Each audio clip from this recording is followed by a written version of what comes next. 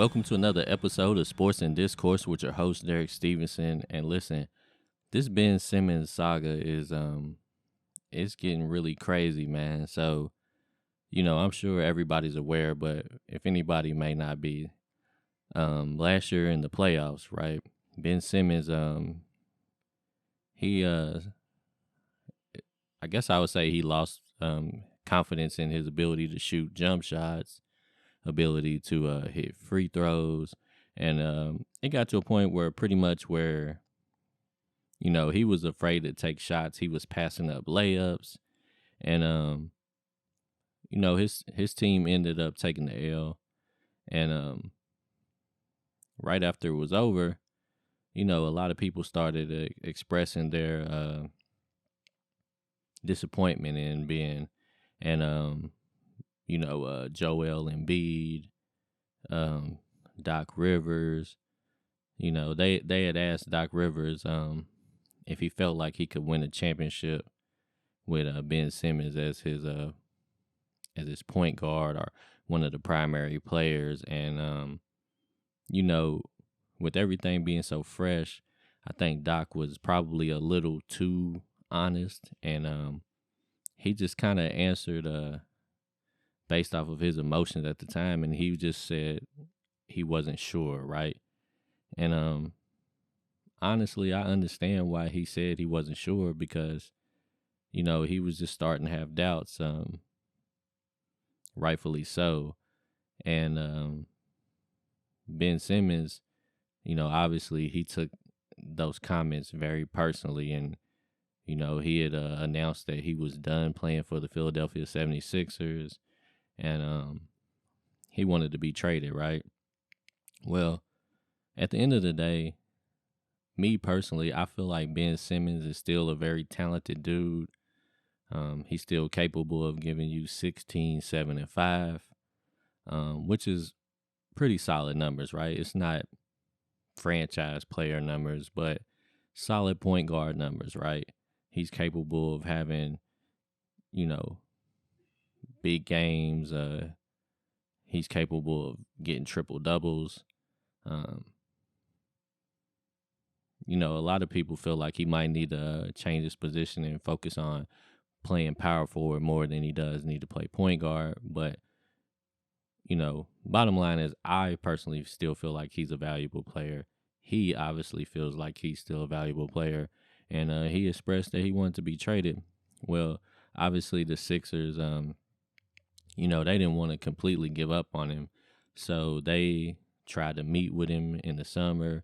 They tried to send Doc Rivers out to meet with him. They tried to call him and text him all the time. And he basically just stopped communicating with the Philadelphia 76ers. And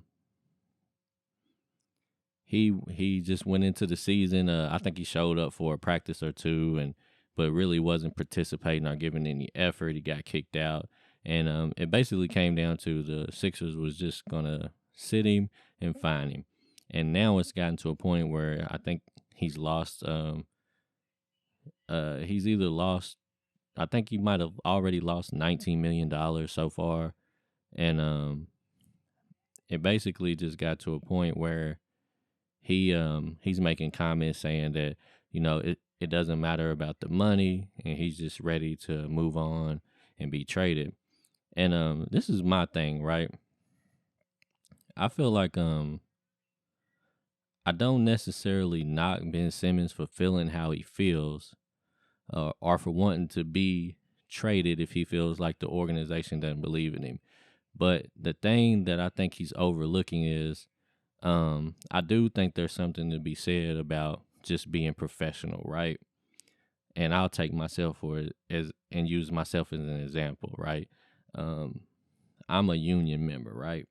And at my place of employment, a lot of times, our union members have disagreements with management and, a lot of back and forth with the organization, so to speak. And one thing that we are always told by our union officials is to make sure that you just handle the situation in the most professional manner that you can, right? So if you have a problem let's say the union asks you to work more than you're supposed to work, right? What we are taught by our officials is to not refuse to work, but to go ahead and do what they ask, as long as it's not immoral or unethical, right?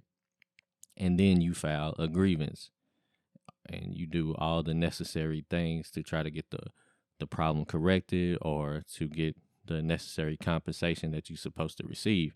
But you always taught to do it in a professional manner, right? And I think that's where Ben Simmons made a mistake, because I think taking the approach that he's taking is going to be a turnoff to other organizations that may even be interested in you, right? Because right now you look like the type of player that whenever you may feel like you're not getting your way, or you may feel like you're not appreciated enough, you look like the type of player that's just going to give up on the team, right? And for the amount of money that they're going to have to invest in you, me personally, if I was the owner of an NBA team and I had to invest $170 million in Ben, I would be a little hesitant, because I wouldn't want to bring him into my locker room and then me feel like if things don't go his way, he's just going to give up on the team. He's going to do things to ultimately hurt the team. I feel like he personally should have went to the organization and expressed his desire to be traded. He could even let them know that, like, yo, listen, once my contract is up, I have no plans of re-signing with Philadelphia. So it would be in everybody's best interest to go on and try to move me right now. Continue to play. And I'm sure they probably would have been more than likely, have already tried to work out something for him, right? Because at the end of the day, I think his trade value would have been higher if he would have handled it correctly. Now I feel like his trade value is going to drop, just because he's not playing. He's holding out. He's making himself look bad. He's making himself look like he's all about himself, and he doesn't, have any care for, or concerns about the team and the other players. And I just know, me personally, I wouldn't want to bring him into my locker room and have him maybe lower the morale in my locker room. It could. You could bring him on board and he might blossom and he might turn into, the player that everybody expected him to be. Well, let me not say that, because people was expecting him to be LeBron James. We're not going to get LeBron James at this point, but we could still, he could still turn out to be an all-star caliber player, right? You could potentially get that from him, but you also could potentially get another situation where he basically does the same thing that he's doing now, trying to force his way out. And the Sixers, they haven't given in. They've just been finding him, and they really wasn't interested in doing any trade talks with anybody, any other organizations, unless they were offering a top 30 player. And I was starting to get to the point where I felt like I don't think anybody's willing to offer a top 30 player. You maybe could get a top 40, top 50 player, but I don't think you're going to be able to get a top 30. But now, James Harden seems to be on the market, and everybody's wondering, are the Nets going to try to make a swap for Ben Simmons? And I really, to be honest with you, I feel like at this point in James Harden's career, yes, he is a much better player than Ben Simmons, but the attitude and the mentality is kind of almost the same. So you basically bringing in a guy that almost kind of has the same type of childish mentality, but he just is a better free throw shooter. He's just a better jump shooter. He's a better scorer. So you are going to get an overall better player, but James Harden over the last several years has, expressed the same type of mentality that when things don't go his way, he will get frustrated. He will pout. He will stop putting out effort, stop working hard. And I just feel like, I just wouldn't really want to bring in guys on my team that that are so easily frustrated and so willing to just put themselves above the team. Um, like I said, I just think there's always a better way to handle your business, right? Because at the end of the day, the NBA is a business, right? And I feel like just anytime you can choose to be professional, I think things could always work out in your favor. Like you don't have to burn a bridge to separate business ties. You can go your you can go your separate ways, and everything can remain cordial, because you never know what situation you may or may not be in several years. James Harden could be in his last leg of his career, and he might need one of these teams to hire him for just a couple more years. And same with Ben Simmons, man. You just never know where your career is going to take you. And the thing that worries me about Ben Simmons and some of these other younger players that adopt this mentality is, I think they don't understand how hard it is to make the money that they are making right now, right? Like Ben Simmons is probably so wrapped up into his own ego right now that he doesn't understand how big losing $20 million actually is, right? And I don't think he understands how hard it is to earn $20 million, because ever since he's been an actual professional, he's just been able to generate a lot of income. But the thing that a lot of athletes have to understand is that, you know, like I had mentioned in one of my other episodes about Tom Brady, is that even if you retire late in your career as an athlete, you're still going to be really, really young as a person, right? So at the end of the day, if Ben Simmons plays, let's just say he has a really long career and he plays till he's like 38 or 39 like LeBron, right? Yeah, you may have made, a couple $100 million, but after it's over, you'll probably never ever be able to generate that type of income again. And I promise you, you will miss $20 million.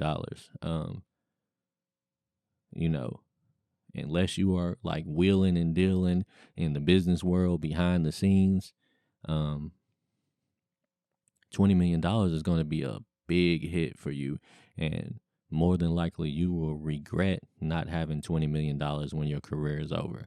Uh, like I look at Josh Gordon, in kind of the same light, where he wasn't able to stop smoking weed, and he kind of ruined his football career. And he had a chance to make some big money, and let's just say he would have made $50 million in his football career, right? Um, at this point, uh, marijuana farming and dispensaries, it's becoming a billion. Well, it's already a $1 billion industry, right? And a lot of people are buying into it, right? And it would have just been better, in my opinion, if Josh Gordon would have played his NFL career out, made his money. Then you could have even invested in or bought your own marijuana farm and this dispensary, and then you could be making money off of it at this point after your career. That could have became your second career. And I mean, he still may, I don't know what his finances are. He might still be able to do that, but I just feel like he left a lot of money on the table, and I feel like Ben Simmons is going down the same path. Like, I don't think you should ever look at like $20 million as nothing. Like, yeah, it's no big deal. I can make 20 million, or I can stand to lose $20 million. You might feel like that right now, but when you like 50 and you have to start downscaling your life, you'll miss you having $20 million. You'll look in your bank account one day and wish you had that 20 million that you gave up, and could have ultimately still probably got what you wanted. Could have showed up, practiced, played, and you either could have worked it out with the team, or they could have probably traded you, and you would have still had the $20 million, man. So I just I hate to see athletes take that type of mentality and take a unprofessional approach. And like Shaq was saying he was a crybaby and such. And I can't really disagree with Shaq. I feel like at some point you gotta be able to swallow some things, right? You're gonna be criticized when you're a professional athlete, and you got to be able to take a little bit of that, especially when you're a premier player, you making premier money. Um, they're gonna look at you a different way than they look at other players because of your status in the game, your salary, and such. And you just got to learn to take some of that, man. And that's what you have business managers and lawyers and agents for. Let them speak for you, man. You just go do your job and you let them handle the business for you. Like I said, I'm a union member, and that's how we taught to do it. Like, if something was to happen to me at my place of employment, I would sit down with my union president and we would talk to management, and it wouldn't be no screaming and fussing, and we would work something out, right? And probably more than likely, if you go in there with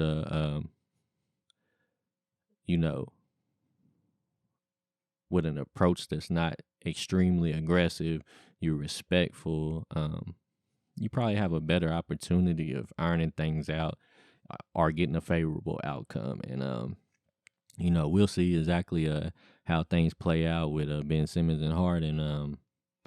Hopefully it works out for both of them, and we'll see how it turns out. The trade deadline is coming up, so who knows, man? But let me know how y'all feel about it. What do y'all think about Ben Simmons, man? Do you think he's worth a top 30 prospect? Would you trade him straight up for James Harden? Just let me know what you think, man. And I'll see y'all next time on Sports and Discourse with Derek Stevenson.